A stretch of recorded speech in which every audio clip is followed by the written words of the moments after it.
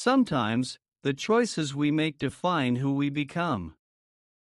This is a story about three boys, one small town, and one unforgettable summer. It's a story about friendship, mistakes, and doing the right thing, even when it's hard. If you believe in second chances and the power of good hearts, then this story is for you. Let's begin the story of the good boys. Chapter 1: Three Friends and One Rule. In the quiet town of Elmwood, three boys lived on the same street. Their names were Leo, Chris, and Toby. They were 13 years old and did everything together: riding bikes, playing video games, and swimming in the lake. They called themselves the Good Boys. Why? Because they promised each other one thing: we always do the right thing. Leo was smart and quiet. He wore glasses and liked to read mystery books. Chris was funny and always made jokes.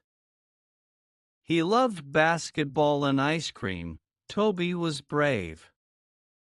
He wasn't scared of anything.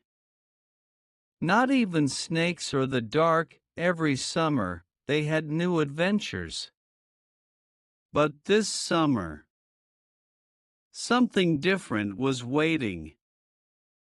Chapter 2: The Old Cabin in the Woods. One afternoon, the boys rode their bikes to the edge of town. Chris had heard a story from his big brother. "There's an old cabin in the woods," Chris said. "People say it's haunted." Leo laughed. "Ghosts aren't real." Toby grinned. "Let's go check it out." The boys pushed their bikes through the trees. After 15 minutes, they saw it. The cabin looked very old. The wood was broken, and the windows were dusty. They walked inside. It was dark and cold. The floor creaked. There were old chairs, a broken table, and some books on the floor. "This is so cool," Toby said. Leo picked up a book. "These are old maps." Chris found a locked box. "Let's take this back and open it." Leo looked nervous. "We shouldn't take anything." Toby said, "Come on. We're just curious." They took the box and ran back to town. Chapter 3: What's inside the box? The boys opened the box in Toby's garage. Inside, they found a notebook, a gold coin, an old photo of a man and a dog. Leo read the notebook. This was someone's journal. His name was Mr. Hill. He lived alone after his dog died. The coin was his lucky charm. Chris's face turned red. "Maybe we should return it." But Toby said, "No one lives there now. It's just old stuff." Leo didn't feel good about it. "We made a promise. We're the good boys." Toby looked away. "It's just a coin." That night, Leo couldn't sleep.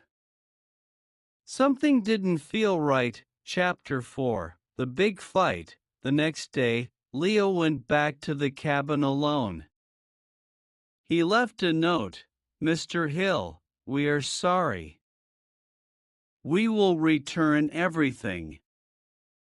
Chris and Toby were angry. "You didn't tell us?"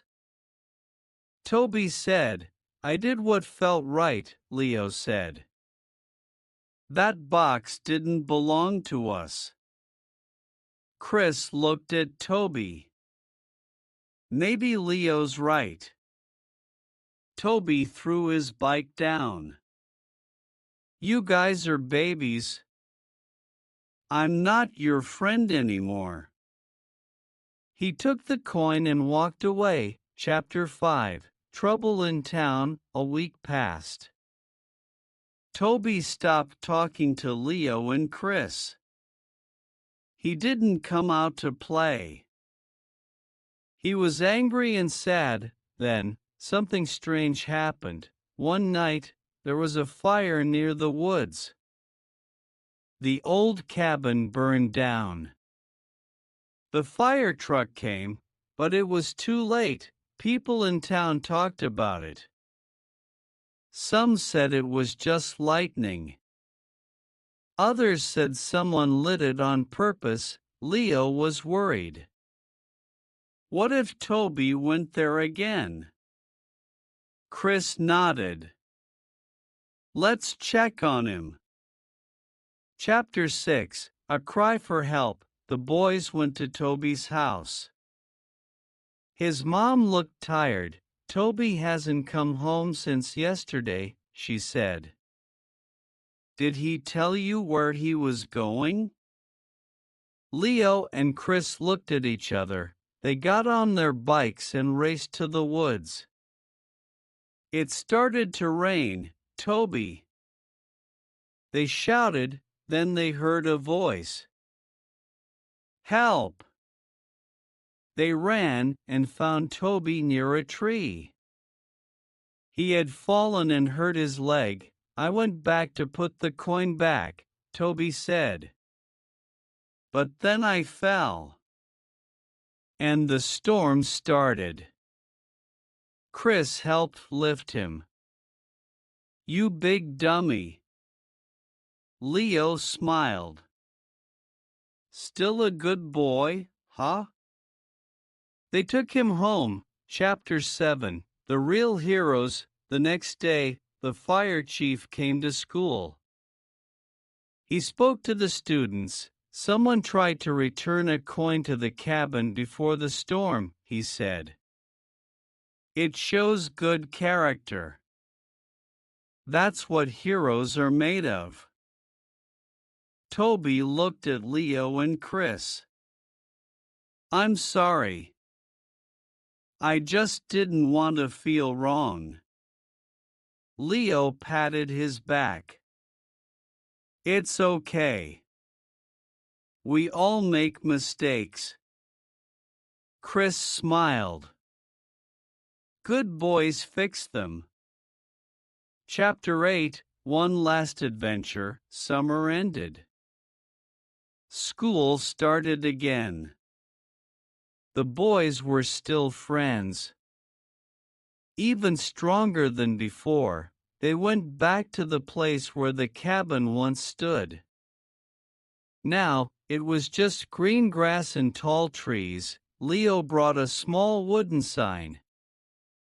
They put it in the ground. It read, Here stood Mr. Hill's cabin. A place where we learned how to be good. And under it, the good boys, summer of second chances, they stood in silence, looking at the sign. The wind blew gently, moving the grass around their feet. The sun was setting, painting the sky orange and pink. Toby took a deep breath. This summer changed me. Leo nodded. Me too. Chris laughed a little. And we didn't even get grounded. Not really. They all laughed. Then Toby said, Let's promise again. Leo and Chris looked at him. Toby put his hand out. We always do the right thing. Chris placed his hand on top. Even when it's hard. Leo added his hand too. Because we are the good boys. They shouted together. Birds flew up from the trees as if cheering for them.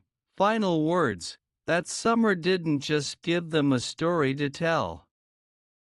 It gave them something deeper: real friendship, brave hearts, and the power to choose what's right.